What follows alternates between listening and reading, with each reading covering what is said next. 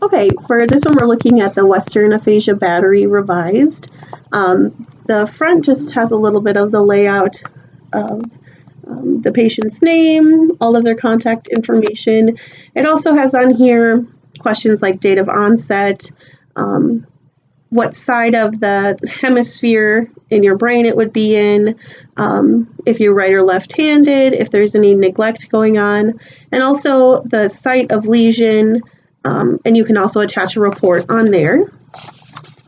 Now, this test has 4 different subtests that break down into a total of 8 subtests.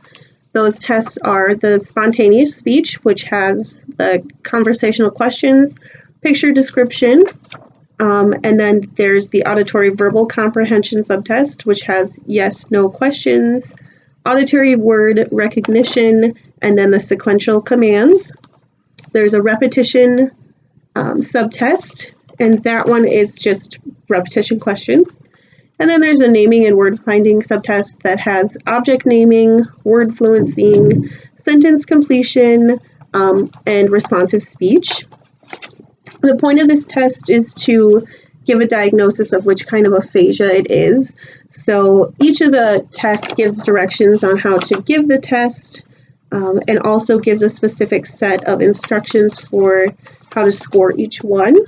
And once you're completed with each test, you bring the scores to the back, and the back form also has you go through it and gives you directions on how to score and if you need to divide to get your numbers. And then you take your total from each box and go over to the aphasia classification criteria over here.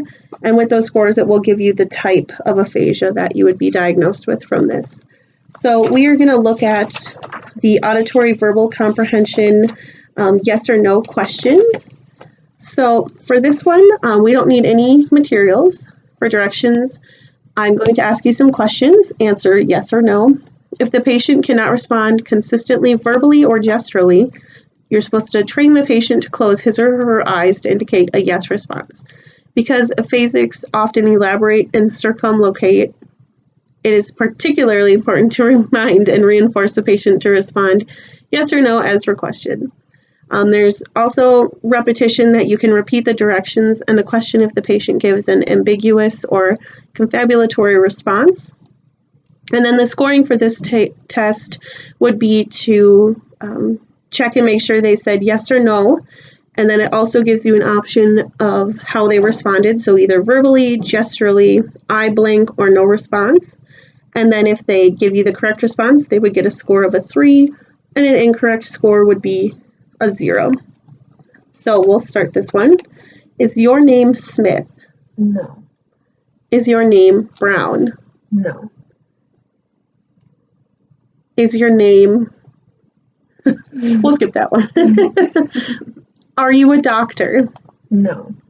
Am I a man, woman? You're supposed to say Oh, you're supposed to say no. Am I a woman? yes. Are the lights on in this room? Yes. Is the door closed? Yes. Okay, so for all of those, she got them right, so she would have a correct answer of 3.